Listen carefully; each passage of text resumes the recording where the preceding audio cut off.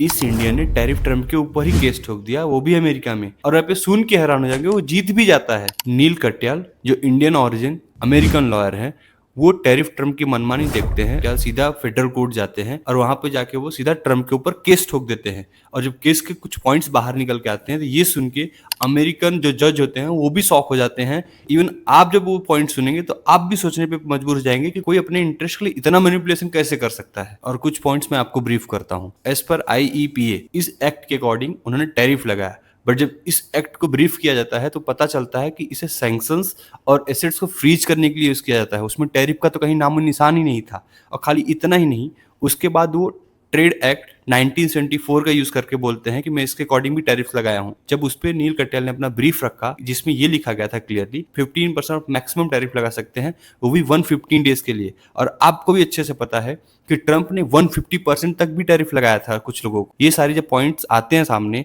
और खाली इतना ही नहीं, ट्रेड एक्ट का मिसयूज भी किया गया था अलग अलग जगहों पे, जिससे 28 ऑफ अगस्त को सारे टैरिफ्स को इलीगल बता दिया जाता है। ये सब सुनने के बाद ट्रंप एडमिनिस्ट्रेशन के लोग सुप्रीम कोर्ट जाने की बात कर रहे हैं। अगर सुप्रीम कोर्ट में केस जीत जाते हैं नील कटियाल जी, तो सारे टैरिफ्स को इलीगल मान के उन्हें हटा दिया जाएगा। फिलहाल तो बस इतना ही है। और दूसरी बात, इंडियन कहीं भी पीछे नहीं हटते, चाहे वो अमेरिका हो या फिर इंडिया। ऐसी बातें आपको तो न्यूज़ मीडिया वाले बताएंगे नहीं, तो सब्सक्राइब जरूर कर लेना।